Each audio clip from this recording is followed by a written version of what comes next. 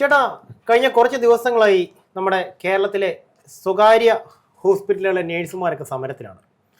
അവരുടെ ആവശ്യം എന്ന് പറയുന്നത് മിനിമം ശമ്പളം 40,000 രൂപയാക്കണം. ഇപ്പം കോഴിക്കോട് ബേബി മെമ്മോറിയൽ ഹോസ്പിറ്റലിലെ കുറച്ച് നേഴ്സുമാർ കോഴിക്കോട് കളക്ടറേറ്റിൻ്റെ മുൻപിൽ സമരം നടത്തിക്കൊണ്ടിരിക്കുകയാണ്. അപ്പോൾ ആ സമയത്താണ് നമ്മുടെ പൊതുമരാമത്ത് വകുപ്പ് മന്ത്രി റിയാസ്, കൂടുതൽ വ്യക്തമായിട്ട് പറഞ്ഞു കഴിഞ്ഞാൽ നമ്മുടെ മുഖ്യമന്ത്രിയുടെ മരുമകൻ, അദ്ദേഹം ഭാവി മുഖ്യമന്ത്രി എന്ന് സ്വപ്നം കണ്ടുകൊണ്ടിരിക്കുന്ന മഹാരാജാവെന്ന് പറയും. അങ്ങനെ വേണമെങ്കിലും പറയാം, അത് എന്ത് വേണമെങ്കിലും നമുക്ക് പറയാം. ഓക്കെ, ഇനിയിപ്പോ ആ ഒരു പേരിൽ ഇനിയിപ്പോ അച്ചടക്ക നടപടി ഉണ്ടാവണ്ട, യുവരാജാവ്.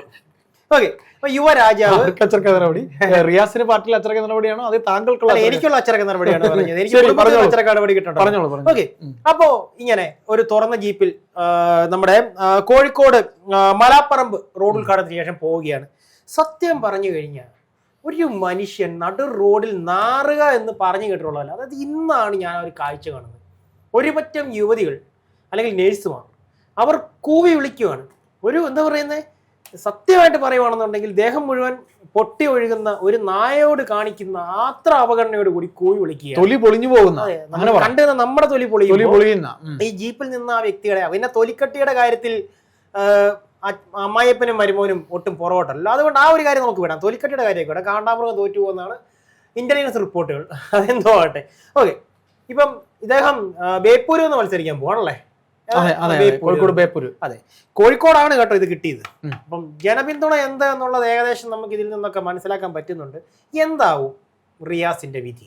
പ്രശാന്ത്, ഇതില് റിയാസ് എന്ന് പറയുന്ന മന്ത്രി, റിയാസ് എന്ന് പറയുന്ന ഇപ്പോഴത്തെ നമ്മുടെ പൊതുമരാമത്തിന്റെയും ടൂറിസത്തിന്റെയും മന്ത്രി, ഏറ്റവും നല്ല കണ്ണായ 2 വകുപ്പുകൾ കൈകാര്യം ചെയ്യുന്ന മന്ത്രിയാണ്, മുഖ്യമന്ത്രിയുടെ മരുമകനുമാണ്. അപ്പൊ അദ്ദേഹം ഈ സഞ്ചരിച്ചു പോകുമ്പോൾ കൂവി വിളിച്ചു എന്നതിൽ നമുക്ക് ആദ്യം ആ വിഷയം തന്നെ പറയാം. കോഴിക്കോടുകാരായിട്ടുള്ള നമ്മുടെ തന്നെ മേഖലയിലെ നിരവധി സുഹൃത്തുക്കളോട് ഞാൻ പലതവണ ചോദിച്ചിട്ടുണ്ട്. കാര്യം ഈ പറയുന്ന പോലെ ഇദ്ദേഹത്തെക്കുറിച്ച് നമുക്ക് ബാഹ്യമായിട്ടുള്ള അറിവേ ഉള്ളൂ, അദ്ദേഹം എങ്ങനെയാണ് എന്നുള്ളത്.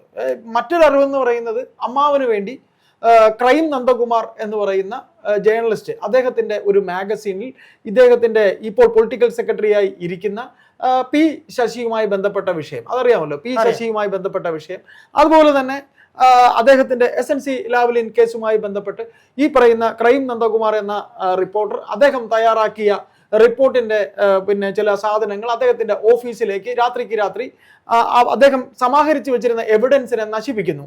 അങ്ങനെ അമ്മാവനെ ആ പറയുന്ന കേസിലെ പരമപ്രധാനമായ കേസുകളുടെ തെളിവുകൾ നശിപ്പിക്കുന്നതിൽ സഹായിച്ച ഒരു വലിയ പോലീസ് ഓഫീസറുടെ മകനാണ് ഈ റിയാസ്.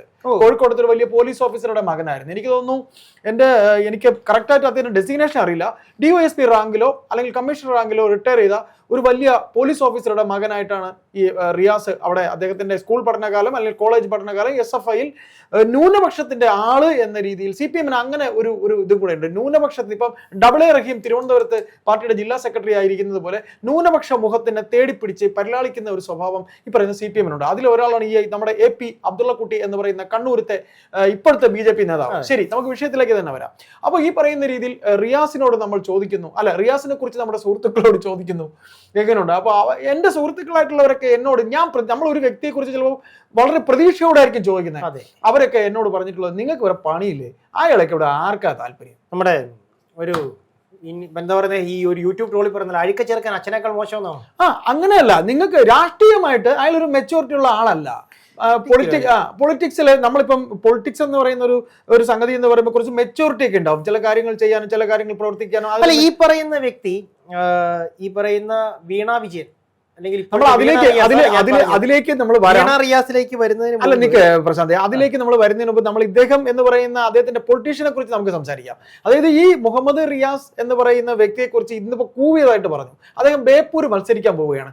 ബഹുമാനപ്പെട്ട മുഖ്യമന്ത്രി പിണറായി വിജയൻ ഒരു വേള അദ്ദേഹത്തിന്റെ 2ാം സ്ഥാനത്ത് ഉപമുഖ്യമന്ത്രിയായി പ്രതിഷ്ഠിക്കാൻ പോകുന്ന ആരാണെന്ന് അറിയാമോ? ഉപമുഖ്യമന്ത്രിയായി പ്രതിഷ്ഠിക്കാനായിട്ട് പോകുന്നത് മരുമകനെയാണ്. അല്ലെങ്കിൽ ഉപമുഖ്യമന്ത്രി അല്ലെങ്കിൽ അടുത്ത ടൈമില് ഞാൻ കേൾക്കുന്ന ചില കഥകൾ ഞാൻ നിങ്ങളോട് പറയാം. അതായത് ഒരു വർഷം പോലും അദ്ദേഹം ഭരണം കിട്ടുകയാണെങ്കിൽ 1 വർഷം പോലും അദ്ദേഹം ഇരിക്കില്ല. അദ്ദേഹത്തിന് ശാരീരിക അസ്വസ്ഥതകൾ ഉള്ളതുകൊണ്ട് മുഹമ്മദ് റിയാസിനെ മുഖ്യമന്ത്രി ആക്കണം എന്ന ഒരു ചരട് വലിയ അദ്ദേഹം പാർട്ടിക്കകത്ത്, കാരണം ഇപ്പോൾ അദ്ദേഹം പാർട്ടിക്കകത്ത് സ്ട്രോങ് ആണ്.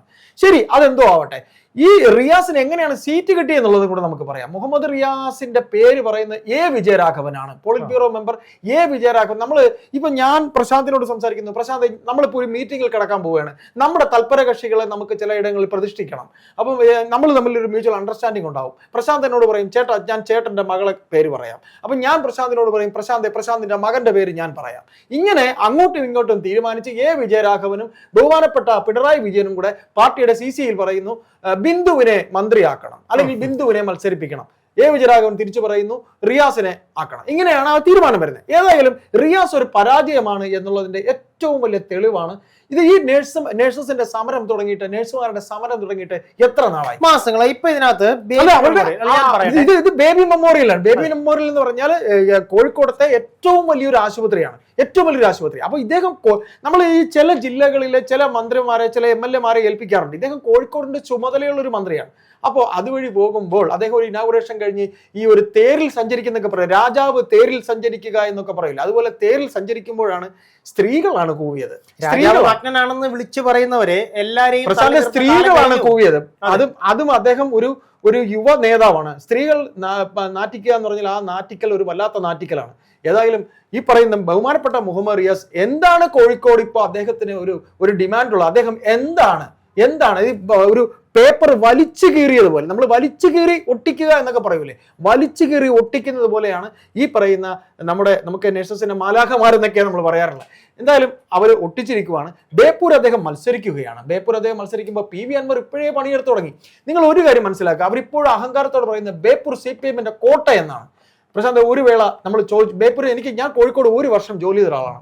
കോഴിക്കോട് എന്ന് പറയുന്ന സ്ഥലം കുറച്ച് എനിക്ക് അറിയാവുന്നില്ല, ഒരുപാട് വലിയ അറിവൊന്നും എനിക്കില്ല. പക്ഷേ ബേപ്പൂർ അവർ പറയുന്നത് ഇപ്പോഴും ഈ പറയുന്ന കോഴിക്കോട് ബേപ്പൂർ പാർട്ടിയുടെ സ്ട്രോങ് ഏരിയ എന്നാണ്. പക്ഷേ സുഹൃത്തെ, ഞാൻ എൻ്റെ പല സുഹൃത്തുക്കളുമായി സംസാരിച്ച് മനസ്സിലാക്കിയത് അൻവർ അവസാനം ഈ ദാവീദ് ഗോലിയാത്തിനെ അടിച്ചിടും എന്ന് പറയുന്നത് പോലെ അടിച്ചിടും, കല്ല് വെച്ച്. അതെ, ഓക്കെ. നമുക്കിനി റിയാസിന് കിട്ടാനുള്ള റിയാസ് മേടിച്ചു, റിയാസ് ഹാപ്പിയാണ്. നമുക്ക് ഈ ചർച്ച അവസാനിപ്പിക്കുന്നതിന് മുമ്പ് ഒരു കാര്യത്തെക്കുറിച്ചും കൂടെ സംസാരിക്കാതെ അവസാനിപ്പിക്കാൻ പറ്റില്ല. ഇപ്പം ഈ ബേബി മെമ്മോറിയൽ മാത്രമല്ല കേട്ടോ ഇവിടെ ഈ പറയുന്ന സമരം നടന്നുകൊണ്ടിരിക്കുന്നത്.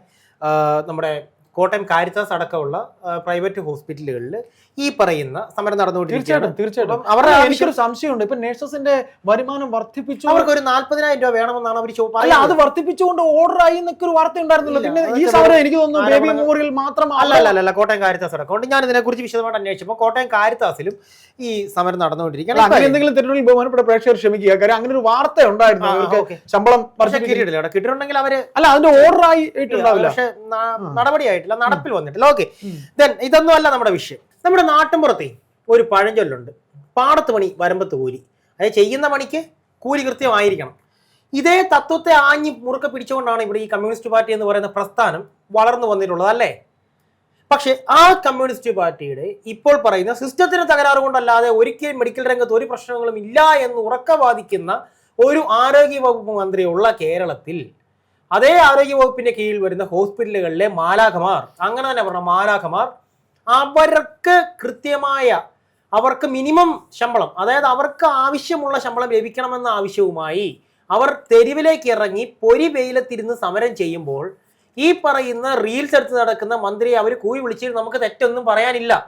ഉണ്ടോ? അതാണ് പ്രശാന്ത് നമ്മൾ പറഞ്ഞത്. അല്പം മുമ്പ് നമ്മൾ തന്നെ സംസാരിച്ച് പറഞ്ഞില്ലേ, ഒരു പക്വത എന്ന് പറഞ്ഞിട്ടുണ്ട്. ഒരു പൊളിറ്റീഷ്യൻ അല്ലെങ്കിൽ ഒരു പൊളിറ്റിക്കൽ നേതാവ് അല്ലെങ്കിൽ ഒരു സ്ഥാനത്തിരിക്കുന്ന ഒരാൾ, അയാളുടെ ഒരു പക്വത അയാൾ കാണിക്കണം. ആ പക്വത ഈ പറയുന്ന ബഹുമാനപ്പെട്ട മുഹമ്മദ് റിയാസ് കാണിച്ചിട്ടില്ല. റിയാസിന് മാത്രമാണോ ഇതില്ലാത്തത്? അല്ല ഞാൻ പറയട്ടെ, ഇത്തവണ ഈ കേരളം ഭരിക്കുന്ന മുഖ്യമന്ത്രി അടക്കമുള്ളവർക്ക് ഈ പറഞ്ഞ പക്വത ഉണ്ട്. അല്ല പ്രശാന്ത്, അത് പറയുമ്പോൾ നമ്മൾ എല്ലാവരെയും നമുക്ക് ഞാൻ പറയട്ടെ നമ്മൾ ഈ പറയുന്ന പോലെ ഈ നമ്മളെ പെരുമാറ്റത്തിലുള്ള പക്വതയും രാഷ്ട്രീയ പക്വത എന്നൊക്കെ പറയുന്നത് അതൊന്നും നമ്മൾ ഈ വിഷയത്തിലേക്ക് കൊണ്ടുവരണം. രാഷ്ട്രീയ പക്വത അവർ ഈ പറയുന്ന ബാക്കി മന്ത്രിമാരുടെ പക്വതയിലേക്ക് നമ്മൾ പോകാൻ പറഞ്ഞത്. ചേട്ടാ, ഒരു ആശുപത്രി അല്ലെങ്കിൽ ഒരു ഹോസ്പിറ്റൽ, നമ്മൾ ഈ വിഷയത്തിൽ തന്നെ പറയുന്നതാണ് ചേട്ടാ ചോദിക്കുന്നത്. ഒരു ഹോസ്പിറ്റൽ എന്ന് പറയുന്നത് ഓരോ മനുഷ്യനും ഒരു അമ്പലം എങ്ങനെയാണോ അതുപോലെ തന്നെയാണ് ഒരു ഹോസ്പിറ്റൽ.